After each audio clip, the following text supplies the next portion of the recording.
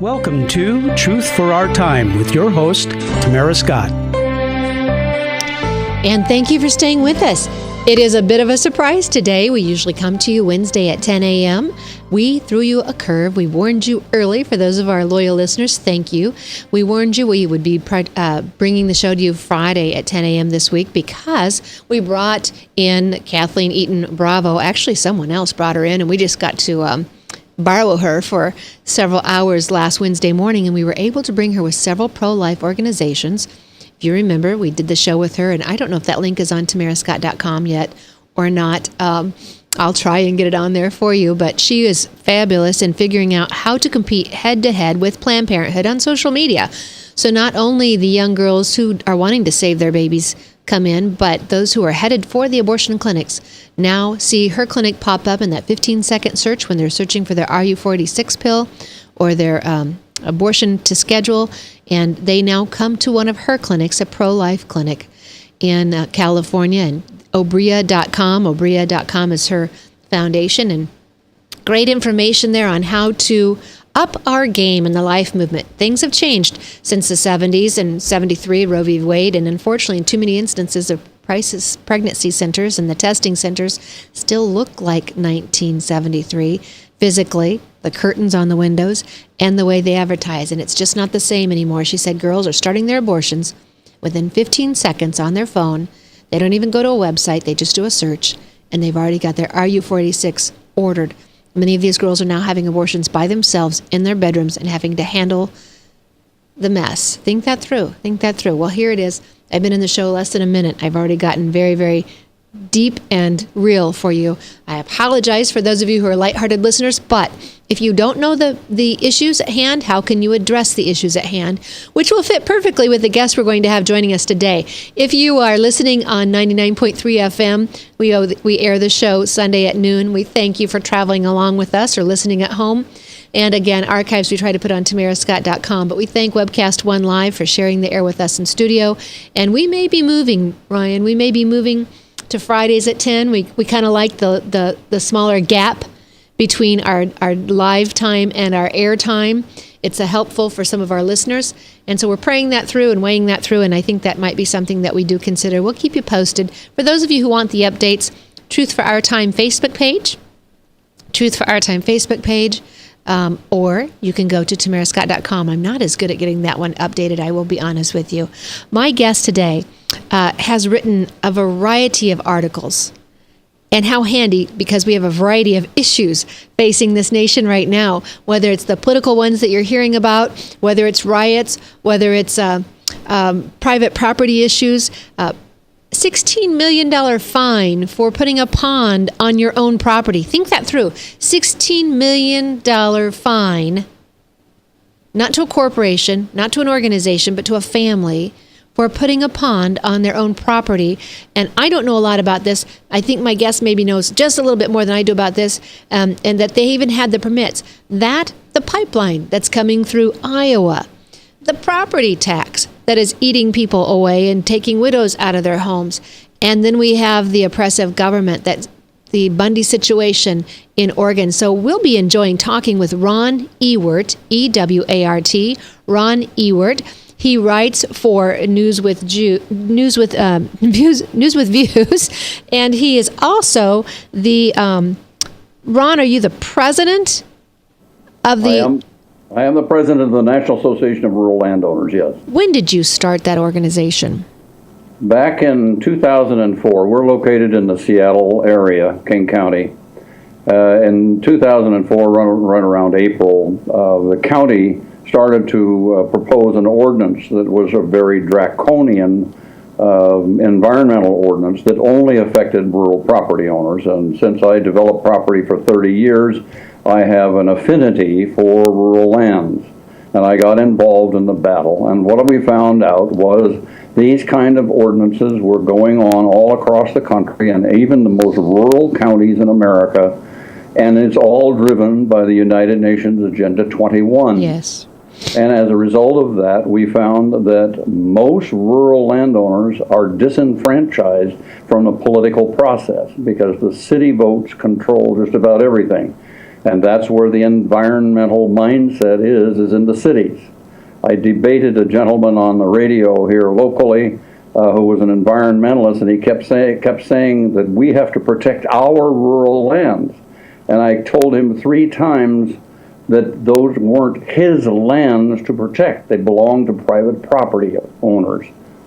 And from that, we realized that, again, that the rural landowner was unrepresented. And so we formed the National Association of Rural Landowners in January 1 of 2006. We are now 10 years old. We are well known all over the United States from our articles and from the products that we provide to rural landowners, like our no trespassing signs and our rural landowner handbook. And we are essentially an advocate for rural landowners. Thank you for doing that. So the website is narlo.org. ORG, right. NARLO stands for the National Association of Rural Landowners. Just a slight correction. The name is Ewart, not Ewart. Thank you. The correction is, the mistake is made all the time. So the spelling is the spelling is E-W-A-R-T, but the pronunciation is as if it were a U. Ron Ewart. It's kind of like the female lamb of E-W-E, which is always pronounced U. I don't know whether that's why it's pronounced that way, but that's the way it came down. I think we can handle that. I will try and remember that. And it's very much like Tamara. We often hear Tamara. I hear Tamara. I hear all kinds of things. And I've just learned at this point to let people go as long as they sound like they're nice. If they sound like they're mean, I don't have to answer at all. That's right. So let's talk about some of these issues. And folks, Dr. Alveda King is in a meeting, and she's going to try and pop in by phone a little bit later to talk about just a couple minutes to address this violence issue. We now have the leader of all the Black Lives Matter threatening violence, promising riots if Republicans select a candidate he doesn't like. Think that through. This is reminiscent of the 60s for sure, but this has never been okay in American politics, nor should it be. And I was disappointed when Trump had to cancel a rally. This is not pro any one candidate, but when any candidate has to cancel a rally because of the riots, that is an attack on free speech everywhere. It's not just the candidate. That is an attack on free speech for all of us. And we should have seen Republicans coming around him rather than attacking him. That was unfortunate in my opinion. All right, Ron, I brought up. Now, I know that you have not necessarily written about this pond situation, but I think you had just a little bit more information on that. And I've heard this is a concern, is it with the Waterways Act, for rural owners who want to put a pond in. You're saying this man had the permits and he's still got in trouble? Well, if we're talking about the same one, there's a gentleman, Wyoming property owner, I think in western Wyoming, and he went to the state and the local jurisdictions and got the permits to put in somewhere between 1 and 3 ponds for irrigation and stock watering. And whether somebody reported him to the EPA or the EPA found out somehow or another, for those who are not familiar with the EPA, it's the Environmental Protection Agency.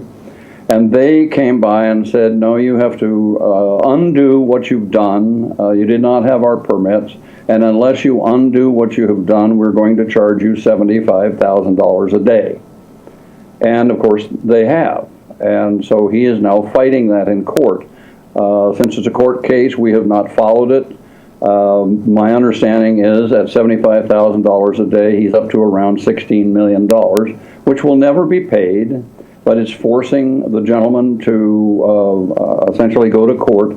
I do not know whether there is a pro bono legal firm that is helping him. I know that Pacific Legal Foundation has done a lot of these cases, including a similar one in Idaho, where a family wanted to build on a lot in a subdivision that was essentially built out, and they were grading the lot, and along came the EPA and said, you're digging in a wetland, and started fining them $35,000 a day.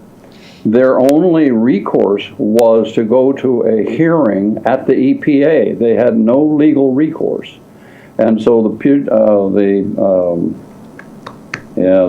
slight mental block there.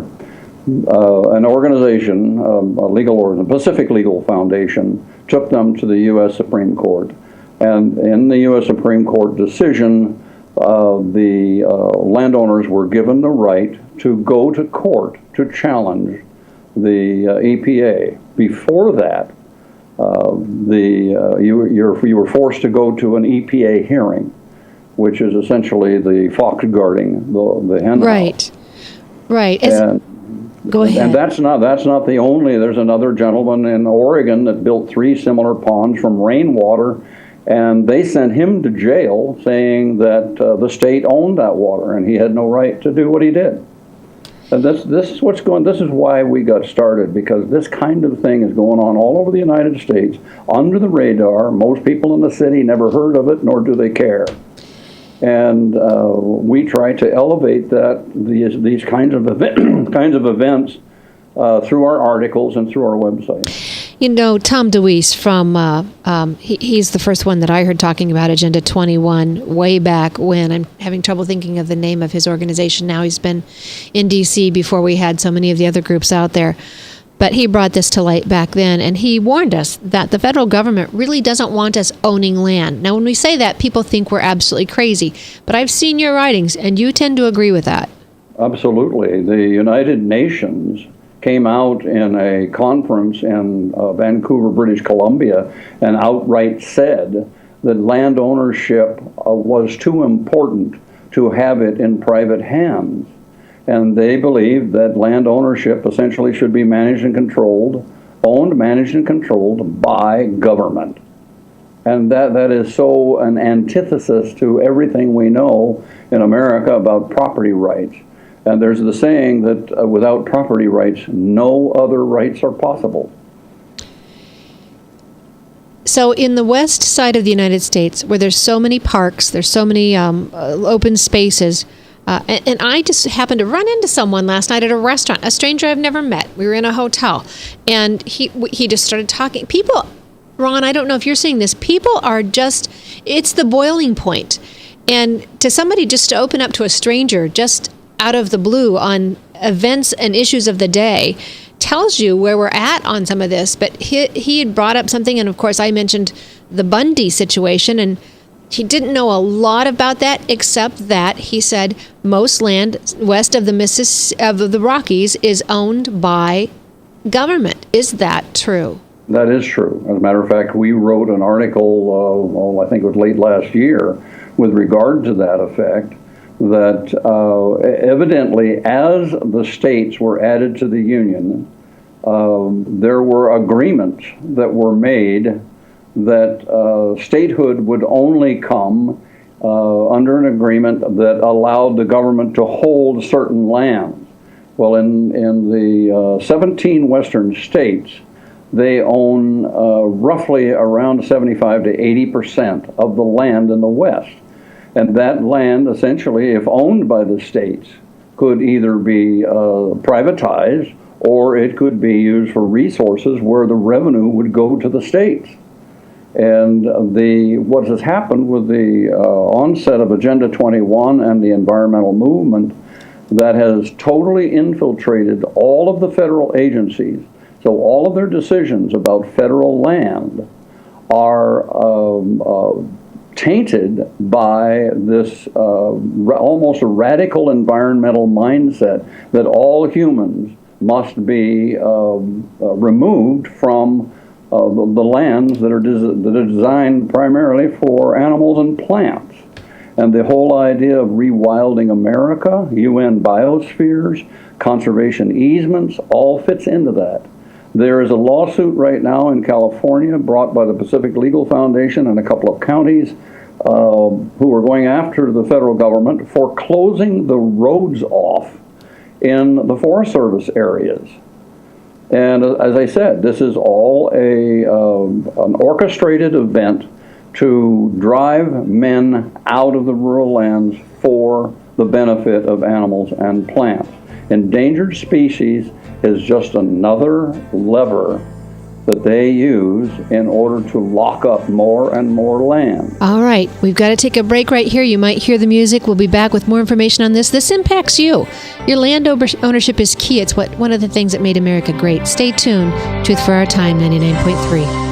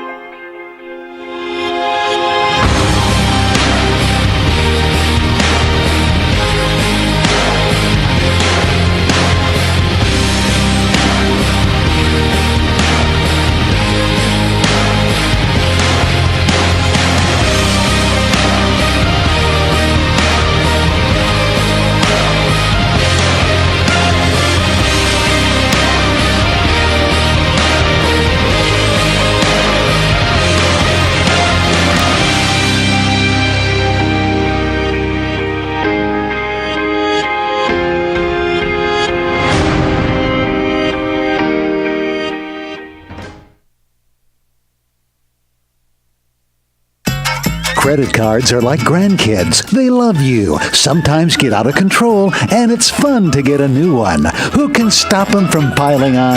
Hi, I'm Tom Coates with Consumer Credit of Des Moines. At the end of the day, you can return the grandkids, but you're stuck paying off bad credit card debt. We'll help you put the fun back into using credit cards responsibly. Right, kids? Yeah! If you need help getting credit cards off your back, call Consumer Credit of Des Moines. Hi, my name is David Burrier, your Hope Coach. I host a live weekly talk show called I've Been There every Thursday afternoon at 5:30, right here on webcast1live.com, and on my weekly radio program Saturday mornings at 10 on Truth Network 99.3 FM. I interview common everyday people who have survived incredible life challenges and who testify to God's faithfulness in the midst of their storms. So join me as we bring a message of hope and encouragement. Everybody needs hope. I know, because I've been there. Hey everybody, I brought Northern Lights Pizza! And it's got Graziano sausage!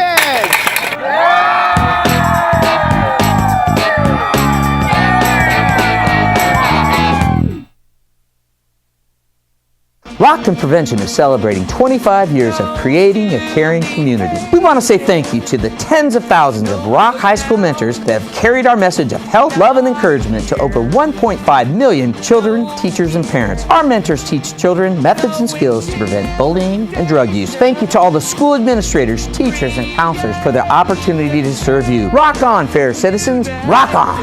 This is Pat McManus for Rock and Prevention, the Richard O. Jacobson Foundation, and this station. From the RE/MAX Real Estate Concept Studios, this is Webcast One Live. Welcome back to Truth for Our Time with your host, Tamara Scott. And thanks for staying tuned with us. We bring you the truth, then we help you when the headlines hit home. We help you live God's Word in today's world. And joining me today is Ron Ewart. Ron is with NARLO, National Association for Rural Landowners, narlo.org, I need to write it out in front of me, NARLO.org. And he also writes for News with Views, and he has a long list of archives that I think you would appreciate reading through. Ron, thank you for joining us, and I didn't mean to cut you off before the break. Did you get to finish your thought on that? Well, being 78 years old, a thought can last for about 5 microseconds. So it's fleeting. I know. So we're talking about the whole land. When people think of government owning land, we think of Yellowstone Park. We think of, Mount Rushmore. We think this is a good thing. But we don't understand how much of the land government owns. And I have been warned that government is selling some of it to foreign countries. Is that the case? I've heard that as well. I have not been able to verify it, whether they are, you hear the rumors that all of this land is being locked up for as collateral for the loans to China and Japan and all that sort of thing. I do not know personally whether that is the case or not. I have no inside track to the federal government. For those of our listeners, you may be too young. I remember Randy Weaver very well. I remember Waco, Texas very well. In both those instances, I felt government was out of their bounds. There were better ways to handle the situation, and they had come in too aggressively and where they could have otherwise done so without the loss of life. You have followed the Bundy situation. Now, is there more than the Bundy situation? Bundy is in Oregon, but isn't there another ranch situation out there as well? Well, there are several ones that are, again, under the radar screen. The Bundy Ranch in Nevada, southeastern Nevada, became national news when over 200 BLM agents, fully armed to the teeth, came out to the Bundy Ranch in Nevada to oversee the removal of his cattle from federal land. Now, Bundy essentially lost his fight with the federal government in court twice, and he still maintained his cattle on federal land. They were enforcing that. However, 200 federally armed agents was overkill by any estimation, and the wind got out there, or the story got out there, and over 400 people showed up onto the Bundy Ranch to challenge the 200 BLM agents. No shots were fired. The BLM stood down, thankfully, because we would have had blood in the desert had they opened fire. And from that, the Bundys and many other groups, militia groups and others, took that the federal government was fairly weak and that it would back down when challenged. And so a couple of Bundy brothers and some militia from around the area, it's probably not more than 50 people, took issue with what happened to the Hammond family in Central Oregon. And so they went up, as the national news portrayed, they took over the Malheur National Wildlife Refuge with two demands. One, that Hammonds be released from jail. The Hammonds were railroaded into jail for 5 years for an arson charge that should have never happened. And they charged them as terrorists, and that's how they got a 5-year sentence. Well, the other issue that the Bundy family wanted was they wanted all federal lands to be returned to the states. Well, neither one of those things were going to happen. It was a futile effort. The federal government, like it usually does under the FBI, in association with the Oregon State Patrol, set up a roadblock and essentially stopped this car with Bundy. Well, I don't know, the Bundy was in that particular car, but there were other people. There was a Savoy Finicum that was in the car. He got out with his hands up, and he was shot. Now, they say that he reached for a gun, but there's other evidence that said that he was shot by another agent, and that his movement downward was because he was shot. I have no idea what the final truth is out of that. The SUV they were in was riddled with bullets. Why more people weren't killed, I don't know.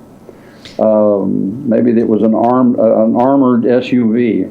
I don't know if you've seen the video, and I will put it on my Facebook page, Truth for Our Time, and I have already put the pond link on Facebook, Truth for Our Time, but I'm putting the one, LaVoy's Finicum's truck, clearly shows what happened in Oregon. This is from the Free Thought Project, and I know some of you, I can put the one on here from the Blaze as well, if some of you think that's more credible. I know some of you think unless it comes from, a news station you recognize that it's not credible, but unfortunately in today's media, because of sponsorships and because of political correctness or whatever, we have to tune to some of those shows like this one and others who will be brave enough to put something out there. And so I will get this on the Facebook page in just a moment. So LaVoy Finicum is the man that I actually saw the video where he's in the truck. There are kids in the truck.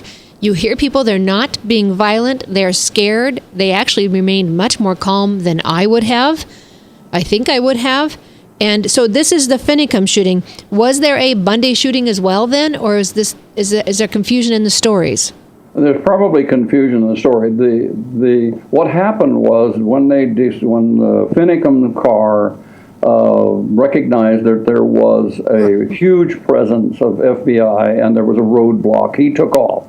That was a mistake on his part because Ron, at that point, I'm going to hold you right there at the mistake. And I'll remind you, I'll write it down for both of us. But Dr. King is stepping out of her meeting, and she just called in, and so I want to talk to her just briefly. She's coming to Des Moines. She'll be here this Thursday at the Iowa Prayer Breakfast, iowaprayerbreakfast.com. I think ticket deadline is passed, but you sometimes can find somebody who still has a ticket, or you can hear her the evening before. Teachers, it's open to teachers at the New Life Center, Jamal Crawford's church. She'll be there Wednesday evening. But I called her. I just texted her. I love Dr. Alveda King. I love the heart that I've seen in a woman who has suffered tragedy in her family, and she can tell you better than I, but she has a perspective on this Black Lives Matter and the riots that have been threatened. Dr. King, thank you so much for joining us. Hello, Tamara. I'm sorry, I was on mute. Can you hear me now? I hear you now, and thank you for taking time out for us. All right, you are the Honorable Tamara Scott, my sister in Christ. We actually celebrate the same birthday. A lot of people don't know that, but now they do. Now they do, and I'm so pleased to celebrate it with you. And sometimes I send her a little note on our half birthday, too.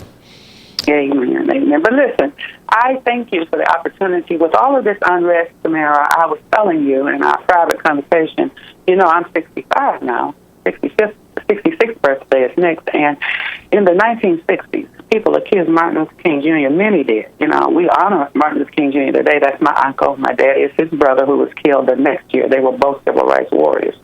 But they accused Martin Luther King Jr. of being a rabble-rouser because everybody did not agree with his message, and the protesters did come out. And there was a lot of anger and hostility during that time. But you've seen the picture of my daddy kneeling in front of a crowd praying. You've seen Dr. Martin Luther King Jr. doing that. You've seen the activists, the Christian people who we were nonviolent. We were trained to be nonviolent. And many times you saw the violence subside. This happened this year in January 2016. I was out in California with Walter and Lori Hoy from the National Black Pro-Life Coalition, and they founded Issues for Life. And we were doing a pro-life rally January 22nd, and the Black Lives Matter people came, and they were angry, and they were upset, and they were trying to out-yell us. But as we began to pray, we began to talk about who we were and what we believed. There was a young lady there with us from Africa, an activist, and as we were all together, we began to sing, and I sang How Great Thou Art, and all of that. Do you know that the Black Lives Matter people began to listen to the message? They dropped their angry signs. Many of them walked away. Some came over to ask for more information about what we were saying. But we did not meet flesh force and violence with flesh force and violence. My uncle used to say you have to meet it with soul force. But that's that soul, that spirit, heart, and emotions committed to God. And we met it with the spirit and the power of the living God. And as we did that, it broke through those angry, hostile places. So, Tamara, in the midst of everything that's going on, you can't blame it on a candidate, a political party. We can blame it on the devil. I guess I can say that on your show. Yeah. But we have to be peaceful, prayerful, but strong. Being forgiving and loving is not weak. That is strong. You don't let people run over you, but you don't fight back from your flesh. You have to stand in truth. Dr. King, thank you. I know you have to get back to your meeting, but I thank you for taking time out just to remind us. You're absolutely right. We need to keep our hearts right, keep it in prayer. And you're right, peaceful, prayerful, but strong. We don't let people run over us. We stand for righteousness, justice, and truth. Appreciate my sister. You know I love you. Thank you. Thank you so much. Be blessed. You too. Bye-bye. Ron, thank you for letting me take that little break out. If you know the history of Alveda King, who was imprisoned herself as a young, I think she was 18 years old, to not have any hatred in her heart, to not blame another race. We have the co-founder of Black Lives Matter saying that that all lives matter is a racist statement. I have students who have now been charged in their schools. We'll be getting them on air soon because they made statements of all lives matter, and others saying that they didn't support affirmative action, being charged with harassment in their schools. And here's a statement from the co-founder of Black Lives Matter. It's going to take dismantling of white supremacy, and white supremacy folks actually have to give up something. They have to sacrifice themselves and be willing to give up something that they're currently benefiting from. I would say that is so off base. Why do you have to destroy others to lift yourself up? Why can't we just remove the bondage of entitlements that entrap people in low-income situations? Why can't we open up more opportunity and allow people to work and set their own limits and their own qualifications for what they're going to achieve in life? There's a better way to handle this than just beating each other up and tearing each other down. So, Ron, forgive me. I just had to get that out there. Not a problem. I understand. Dr. King will be in Des Moines this Thursday, Monday, Thursday, 7 a.m. at the Iowa Prayer Breakfast. She's available that evening as well, Wednesday evening for an event. Go to iowaprayerbreakfast.com for more information. iowaprayerbreakfast.com. So we had just talked about the mistake that Lavoy Finnegan probably made by driving through the roadblock.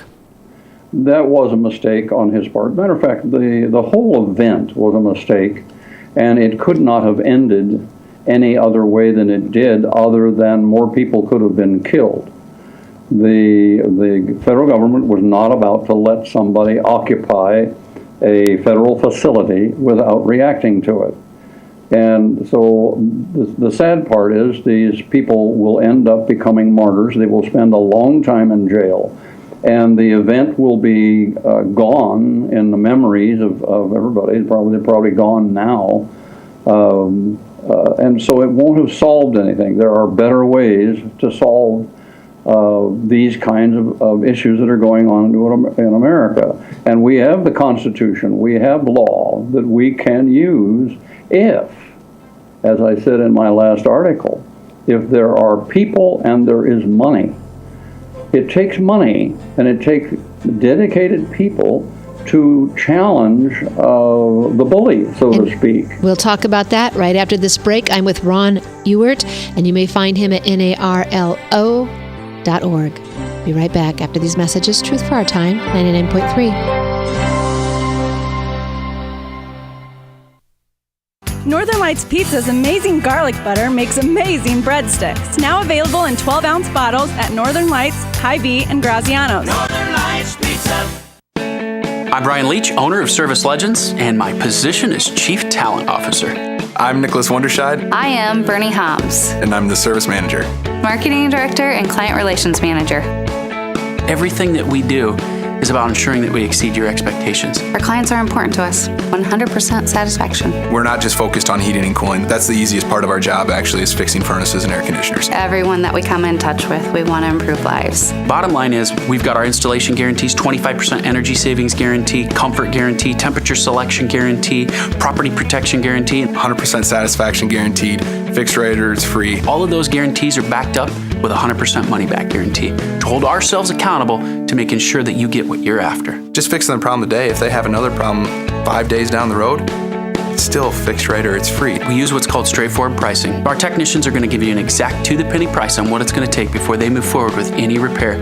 That way you know what to expect. It's the same price every day. No surprises. If you get off work at 5 o'clock in the afternoon, you come home, you realize that, oh, my furnace is broken. Now you need to call somebody out that night. You shouldn't have to pay more for that. We're guaranteeing service 24/7. We run afternoons, evenings, nights, weekends. We're staffed to work that. Phone rings at 3 in the morning. You'll get one of our representatives answering the phone every time. We're not sending you out to Timbuktu in some call center. It's our Service Legend team members, our mission control team. I'll take a call anytime. And then they answer the phones the same way during the day as they do at night. It's a great day at your service company. How can we make you smile? That's the only way to provide true 24-hour service. When you're able to let somebody actually live in their home safely when they weren't able to do that before, where they don't have to stay up at night and worry about, is the heat going to come back on? Are we going to freeze the pipes? Is the baby in the room next door going to be sick because they got too cold?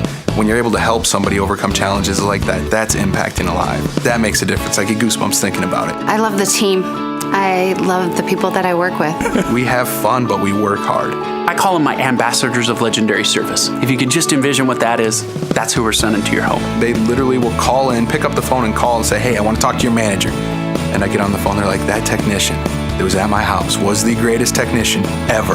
That's cool to me. We want to brighten people's days. Every person that we have going into the house has gone through an extensive background check. Drug testing, we have a very thorough interview process that 1 out of 140 people make it through. If we promise you something, that's what you're going to get, no matter what. We're here when you need us to protect the safety and comfort of your family. If you're not happy, we're going to make it right. If we're willing to put 100% money back guarantee on what we do, what type of work do you think we do? Give us a call. We're there for you 24/7, 365 days a year. Enough said. Welcome back to Truth for Our Time with your host, Tamara Scott. And I'm talking with Ron Ewart, Ron, E-W-A-R-T. You may find him at NARLO.org, National Association of Rural Landowners.org. He also writes with News with Views, a long line of archived articles I think you would very much appreciate. One is way down the list on why producers don't pay taxes, and that is an interesting one, very interesting, about the IRS coming into someone's office or home, someone ending up with a bullet in the head, and 2 agents gone, and nobody knows anymore from what I could tell. Let me just read you a quote from one of Ron's articles. The ultimate tragedy is not the oppression and cruelty by bad people, but the silence over that by good people. Martin Luther King, how appropriate that his niece just joined us, which reminds me, I will not be on the show Easter Sunday. We are going to air the prayer breakfast, the hour prayer breakfast, during this time slot. I'm working with the Chris Roloff and 99.3, and they are graciously going to tape and host the breakfast, and I'm graciously glad to step aside and let you hear Dr. Alveda King, who will be the keynote for that breakfast. So the Easter Sunday at noon, I won't be here. Don't panic. I will be back, and we'll be back online probably the Friday after that, taping and then live at 99.3. Good quote there, Ron. Isn't that fun how it works out? And then we have Dr. King, his niece, here on the show. It's the silence. How do we wake people up so they know not to be silent anymore? This is the hardest thing that I have done over the last 10 years, is to try and get people into an activation mode where there are specific solutions that will allow us to make a difference. And I'm lucky to get 5 people to say, yeah, I'll lift my hand and I'll get something done. And, you can't hardly move a giant with 5 people. And so it has been very frustrating on my part to get people activated. It's almost as if the problems are so immense that they just can't see there any way that they can fight Goliath and win. Or it is the apathy situation where people are so satisfied, and as I wrote in my last article, that life is good in America. Right. And I had a gentleman tell me, he says, why should I fight America? I have over $1 million in assets. They'll come after my assets. And, it's a real concern for some people who are so afraid of the government that they won't make the step to challenge what they know is wrong. Until it happens on their property. That's right.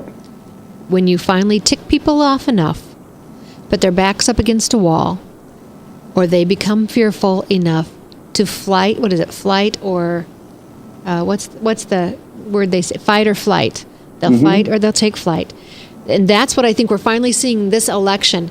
I think that's why one candidate is just really resonating with people so well, is because there's a little punch back there and people are ready for someone to punch back. It's not your latest article, but the article that I called you about, without people and money, there is no solution. And you're absolutely correct. If you can't pay the rent for your organization, you can't get the word out.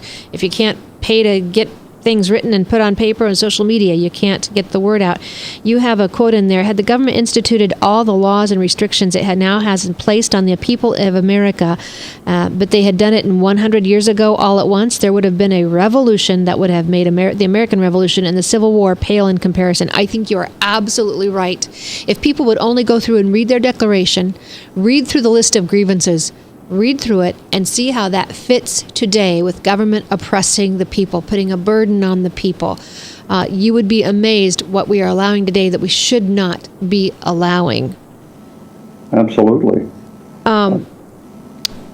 Okay, so some of these cases we're talking about out west are actually, they're on the government land, but some are on their own land. And the government's now telling them what they can and can't do, putting a fence by their creekways and not allowing livestock in the creeks. That's absolutely right. And there are other issues as well. If you have the misfortune of having land near a national park, Forest Service, the Forest Service and National Park Services are instituting very wide buffers.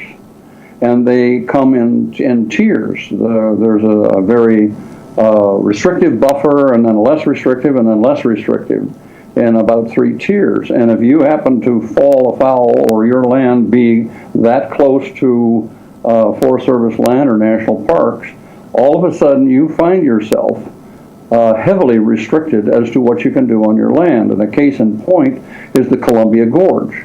Many people in America don't realize the Columbia Gorge is a scenic wonder. It's where the Columbia River plows through the Cascade Mountains on its way to the ocean. And the federal government, together with the states of Oregon and Washington, set up the Gorge Commission. And the Gorge Commission has written laws that essentially affect what you build, how you build, where you build, and whether you build in any of the areas within the confines of the Columbia River Gorge. And this is true of all the areas around the United States of scenic areas where they're trying to set them up as scenic areas like the Columbia River Gorge or as heritage sites. Right.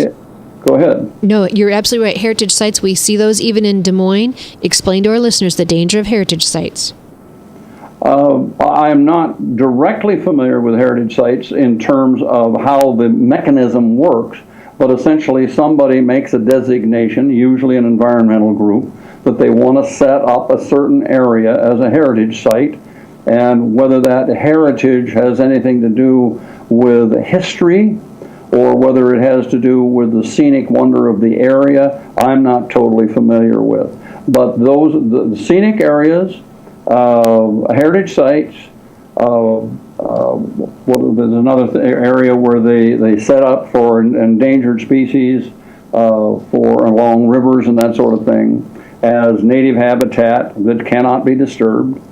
And there was an event in north of Elko, Nevada on the Jarbidge River where they declared it a protected river because of the bull trout, and then they proceeded, they being the Forest Service, proceeded to close off all the roads in the area.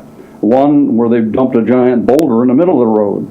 And that resulted in protests in the middle of Elko, Nevada, where people were carrying signs, pitchforks, and guns, and it also led to what they called the Jarbidge Shovel Brigade, where they went up and opened up the rivers, or pardon me, opened up the Forest Service road so that they'd have access to it.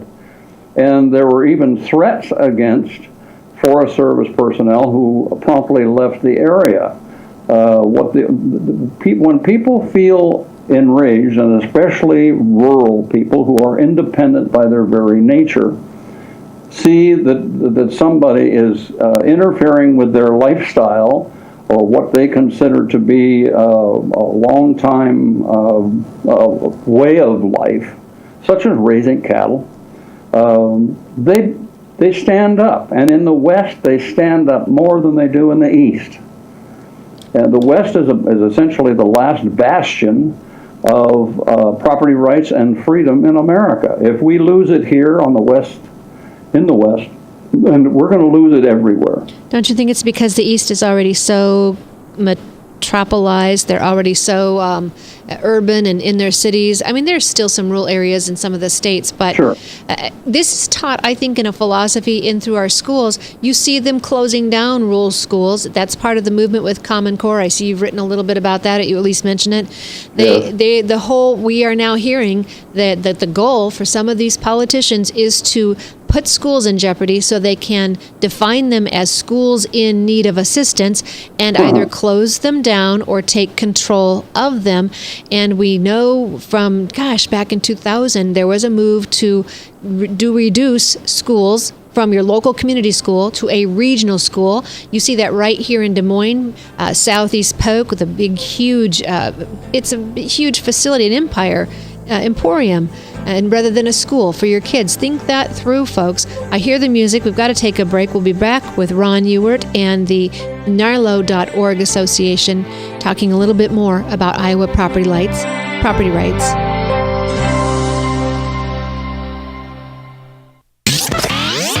From the RE/MAX Real Estate Concept Studios, this is Webcast One Live.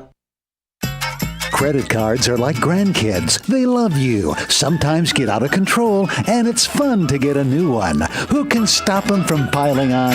Hi, I'm Tom Coates with Consumer Credit of Des Moines. At the end of the day, you can return the grandkids, but you're stuck paying off bad credit card debt.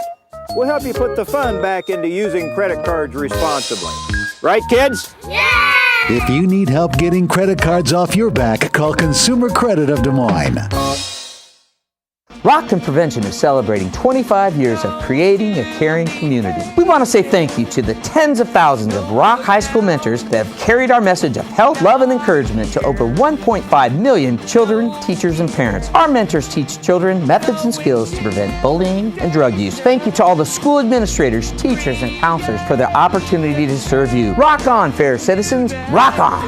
This is Pat McManus for Rockton Prevention, the Richard O. Jacobson Foundation, and this station. Northern Lights Pizza, your home of the tasty crust. Our garlic butter sauce now available in 12-ounce bottles at Northern Lights, Hy-Vee, and Graziano's. Northern Lights Pizza. Hi, my name is David Burrier, your Hope Coach. I host a live weekly talk show called I've Been There every Thursday afternoon at 5:30, right here on webcast1live.com, and on my weekly radio program Saturday mornings at 10 on Truth Network 99.3 FM. I interview common everyday people who have survived incredible life challenges and who testify to God's faithfulness in the midst of their storms. So join me as we bring a message of hope and encouragement. Everybody needs hope. I know, because I've been there. From the RE/MAX Real Estate Concept Studios, this is Webcast One Live. Welcome back to Truth for Our Time with your host, Tamara Scott. Thank you for staying tuned with us, helping you live God's Word in today's world.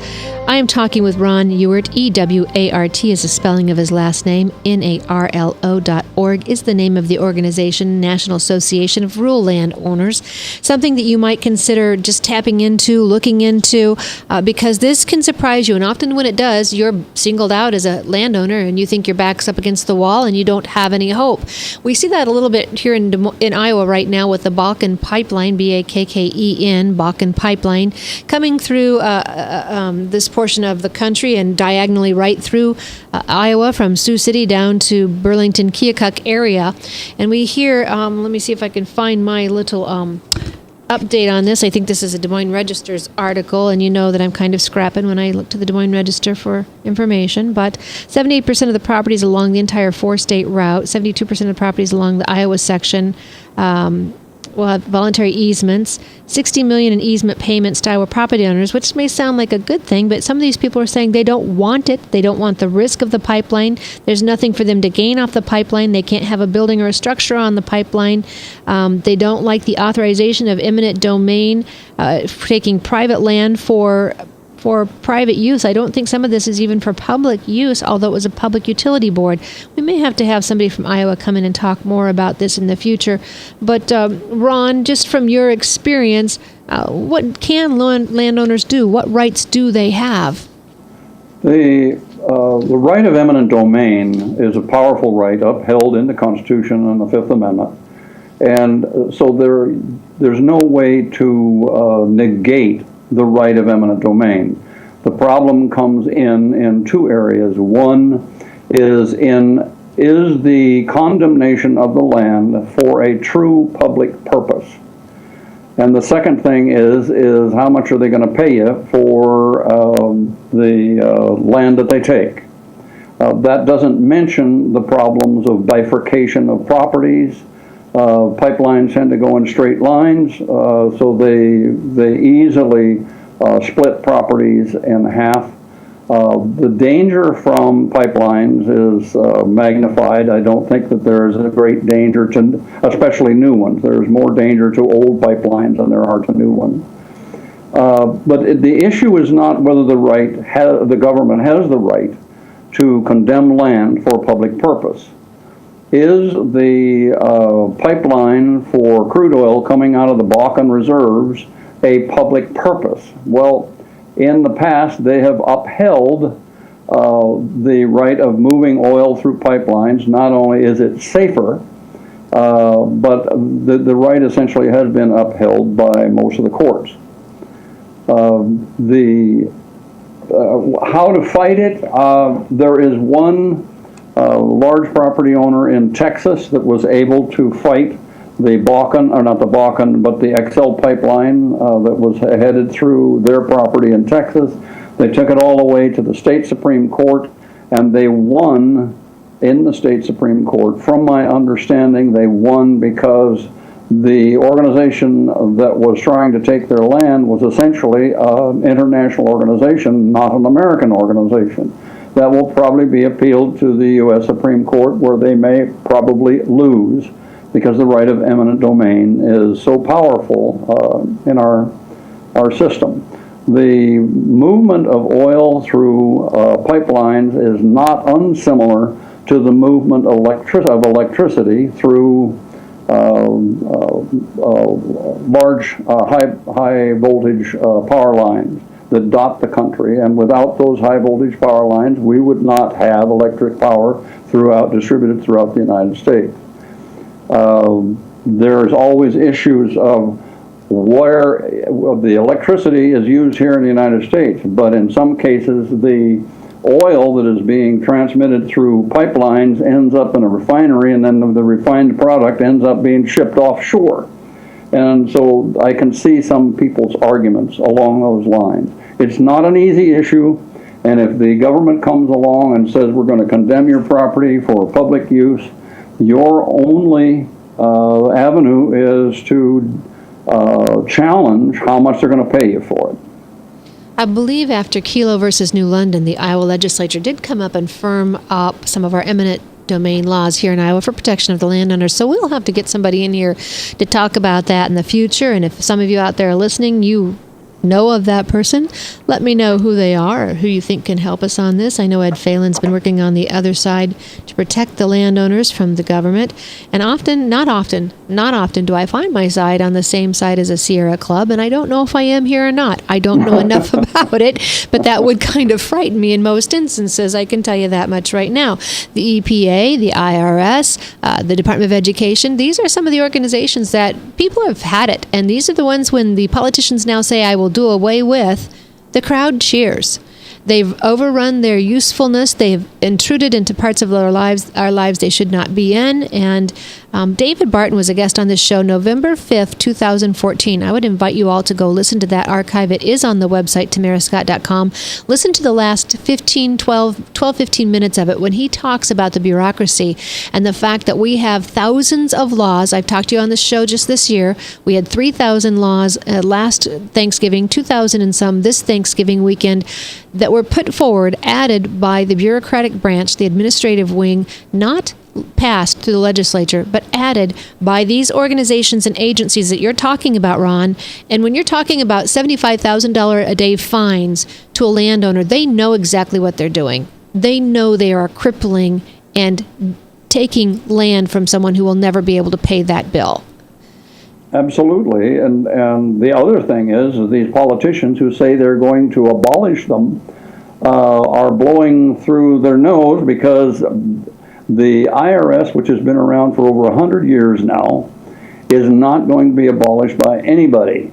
And I wrote an article in January of 2014 saying that why the Congress will never repeal the IRS or abolish it. They use it. They use it 70,000 pages of restrictions and whatever else that's in there, the confusion and the conflicts. They use it to control people. It is tyranny personified. But they want that because it gives them the right to manipulate social engineering, to engineer the society the way they want to, just like what happened with the passage of Obamacare, and 16,000 new IRS employees were added to administrate Obamacare.